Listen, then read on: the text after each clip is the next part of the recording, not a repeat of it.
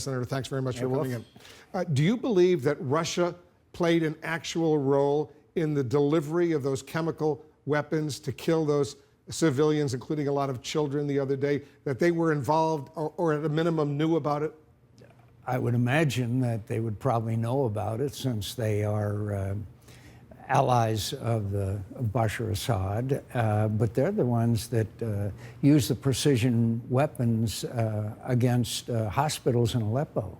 Look, they're as bad as Bashar Assad. Come on, they've helped them with the barrel bombs. They bailed them out time after time. But especially, again, it was Russian aircraft with precision weapons that specifically targeted hospitals. It'd send drones over, identify them, and then attack them. So Putin had promised the U.S. that they would do whatever was necessary to remove all of Syria's chemical weapons stockpiles a few years back, right? Yeah, that was another great victory of the Obama administration and John Kerry. They used to brag about their failure to act after they said they were gonna. You know, there's the red line. Yeah, the red line. There's one thing worse than not acting, and that's to say you're gonna act and then not act, and that's what Obama and Kerry did. So if Bashar al-Assad has committed war crimes, and you believe he has, right? Sure. So what you're saying is Putin has committed war crimes in Syria as well. Certainly complicit. He's certainly complicit.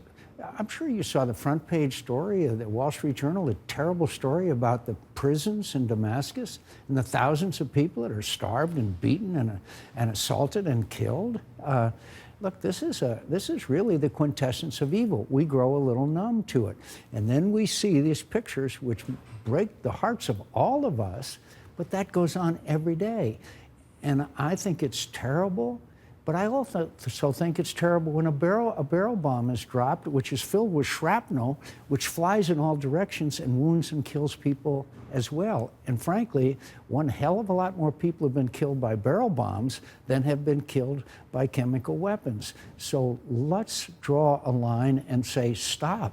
Stop your air attacks. Stop them. So what's the next step? What do you think the President of the United States needs to do now that he has done something the Obama administration refused to do for so many years, hit any Syrian military target, only going after ISIS in Syria, but not the regime? I think we should stay after ISIS. We can walk and chew gum. We should continue to take Mosul and ISIS and the long struggle we're going to have with radical Islam, which is metastasizing as we speak. But at the same time, we should tell Bashar Assad that and Vladimir Putin, they've got to stop slaughtering their people. And that means grounding their air force. And that way, I believe that we can end arming and equipping of the Free Syrian Army, what's left of it, and a safe zone. One of the things you can cure this problem with refugees that our correspondent just talked about is to have a safe zone where they can go to where they're not going to be bombarded with barrel bombs. But if the U.S. steps up this military action against the Bashar al-Assad regime in Syria, aren't you worried about potentially a direct confrontation with the Russians? It's the Russians who came in to bail out Bashar Assad. It seems to me it's their responsibility, not ours. They show no signs of leaving. The Iranians and their militia supporters, they show no signs of leaving. If the U.S. gets deeply involved in this, potentially this could be a huge, huge conflict. Potentially, it could also be the continued slaughter of hundreds of thousands of people. Barrel bombs doing the same thing you saw done to the tragic story of the children. The Iranians, with their continued assertion of superiority and supremacy in the region, and more violence and killing. In other words, we've got choices. If you think the last 8 years were a good idea, then let's keep doing it. If you don't, then we ought to back the president, but also recognize this is the beginning. This is only the first step. If we want to succeed, we're going to have to step by step do a lot more than this. So what you're saying is a lot more than just Tomahawk cruise missiles going in there. You want warplanes to go in there with pilots. They have air defense systems. They could be endangered. But are you also saying ground troops, U.S. ground troops, need to go in there and help save these people? I would say that we need to have some advise and assist people, just as right now in Syria we have American troops that are helping those who are taking Raqqa. There are about 1,000 U.S. troops. I wouldn't even in Syria.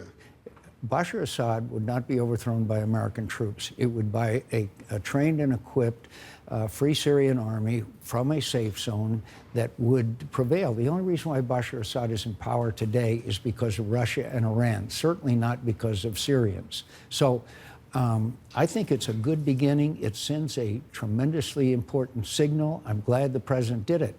But to think that this is the end, a one strike to one airfield is frankly an inaccurate depiction So you're hoping of the for a lot situation. more.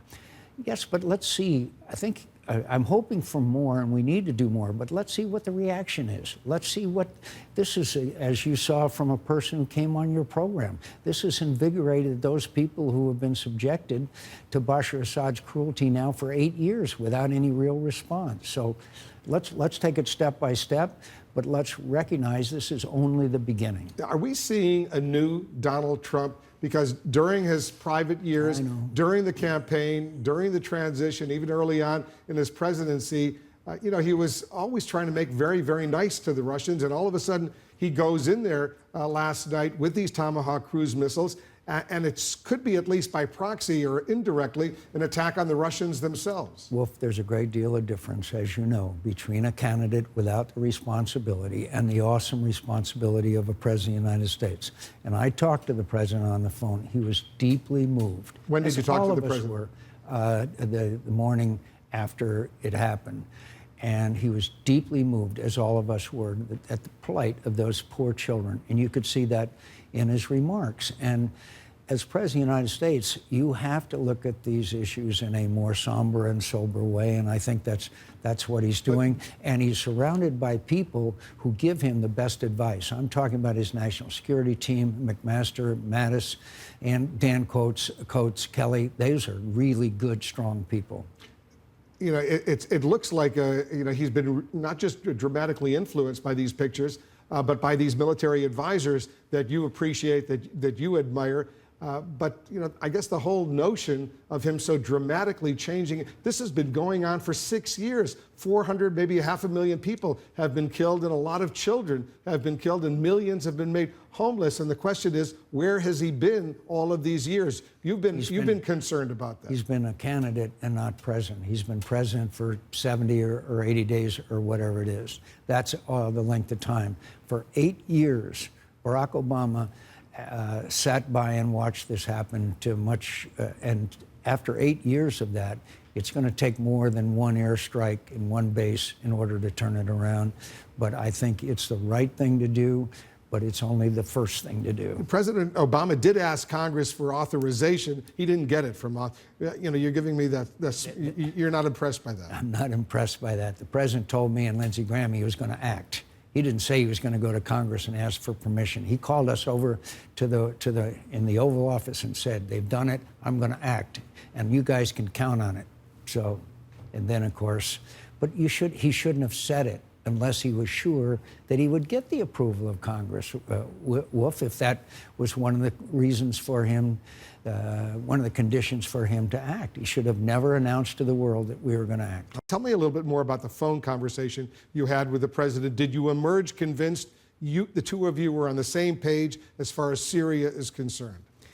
I got off the phone knowing that the president was deeply concerned and deeply moved at these attacks which killed these children. And you could see from his remarks that he made announcing those airstrikes. And I think that he is, like a lot of presidents, growing in the job and recognizing the enormity of his responsibilities. And I'm glad that he seems to rely on that national security team that you and I talked about earlier. That's as good a team as I've ever seen. Were you surprised by his decision last night? Did it surprise you when you heard that U.S. Tomahawk cruise missiles were launched against that airbase? No, because I got a call before the launch from Mattis and also from Kelly, but when I talked to him the morning before, I could tell that he was deeply concerned. Now, to the point where I thought it was entirely possible that he would decide to act on the advice of his national security team. Does the president need congressional authorization for the use of military force against Bashar al-Assad's regime, a formal piece of legislation? Does he need it right now to take the kind of action you want? He does not. President Reagan didn't need it when, after the bombing of a disco in Berlin that killed Americans striking Libya. But if this is a long-term campaign, then I think we ought to examine it. But I'll tell you the practical problems. The practical problems is, and I've dealt with this issue for a long time, and that is it's called the War Powers Act, is the president is the commander-in-chief. And he proposes, Congress disposes as far as money is concerned. But as far as the actual mechanics of the war are concerned, there's never been agreement. The War Powers Act has never been challenged in the courts because every president, Republican and Democrat, has been afraid that it's going to be ruled constitutional. You totally disagree with your Republican colleague, Senator Rand Paul, on this issue. I always do. Not the first time. I'll read to you what a statement he released. While we all condemn the atrocities in Syria, the United States was not attacked. The president needs congressional authorization for military action as required by the Constitution, and I call on him to come to Congress for a proper debate. Our prior interventions in this region have done nothing to make us safer, and Syria will be no different. Your reaction? I don't really react to Senator Paul. We're just too different, and he doesn't have any real influence in the United States Senate. But he's not alone. There are other senators and members of the House who agree with him that the president needs that kind of authorization. I'll be glad to discuss that issue with the people as I have for years. So you don't even want to respond to that? Pardon me, I don't pay any attention, frankly, to what Senator Paul says. Well, tell me why you disagree with him so much. Because he's wrong. Just on this issue, a whole bunch of other issues? Every other issue that I know of that has to do with national security. His argument, and those who are like him in the House and the Senate, they say, look at the disaster that's unfolded, for example, in Libya. The U.S. launched Tomahawk cruise missiles to try to get rid of Gaddafi. It's a failed state now. ISIS has a big chunk of Libya. Sure. And they go back to the war to get rid of Saddam Hussein, who was a very bad guy, as we all know. But look at the disaster over these years in Iraq. Well, I'd be glad to take a trip down memory lane with you. And they want, and the point, though, the point that they're making is the United States should simply stay out of these areas. It's going to be a disaster. That's the point they make. That point, obviously, is a very different version of history. You want to take Libya? After Gaddafi was killed, Lindsey Graham, Joe Lieberman, and I wrote about it. We begged him. You got to rebuild the country. You can't walk away. If you walk away, then bad things happen, and that's what happened. We walked away, thanks to Barack Obama. As far as Iraq is concerned, we had it won, thanks to the surge. David Petraeus, one of the great generals of our time. It was done. And what did we do? Pull everybody out. We pulled everybody out. We predicted what was going to happen. Wolf, the facts on the ground are what dictated those failures, and failure of leadership for 8 years. And we had both of them won, especially the war in Iraq, where David Petraeus and Ryan Crocker, they won.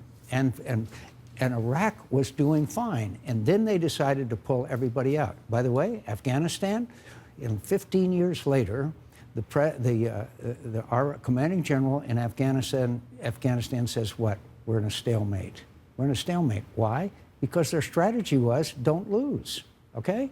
We can win in Afghanistan. We could have won, we did win in Iraq, and we could have maintained that if we'd have had I'll be glad to go back through all of these with you.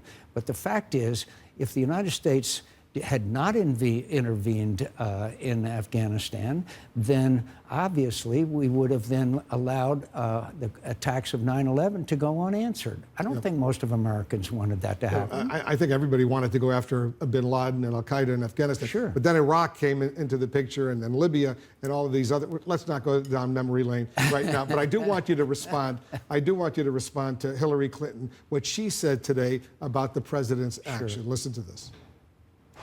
The action taken last night needs to be followed by a broader strategy to end Syria's civil war. I hope this administration will move forward in a way that is both strategic and consistent with our values, and I also hope that they will recognize that we cannot in one breath speak of protecting Syrian babies and in the next close America's doors to them. Sure. My first response is that I wish he would have said, I wish that Barack Obama had taken the advice and I and David Petraeus and Bob Gates gave him back in 2013, and then we wouldn't have had to worry about that. Second of all, yes, we should examine people's credentials, but let's have a safe zone, which we have been advocating all these years, and she advocated to the President of the United States, where these refugees can go.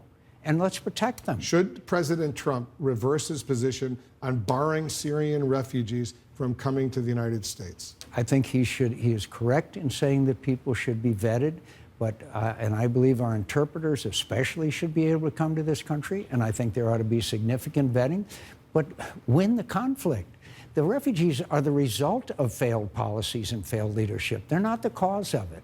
So let's go back to the cause. And that is allowing Bashar Assad, with the Russians, with Hezbollah, with the Iranian Revolutionary Guard, and have been responsible for the slaughter of over 400,000 people and 6 million refugees. And that will continue as long as Bashar Assad is allowed to continue to slaughter his citizens. We're out of time, but in the interim, while the war is going on, should some of those Syrian refugees, kids, for example, absolutely, women, be allowed to come to the United States? Absolutely, as long as they are vetted. People are coming out of Raqqa as we speak that their mission is to get the United States and commit acts of terror. We have that obligation as well.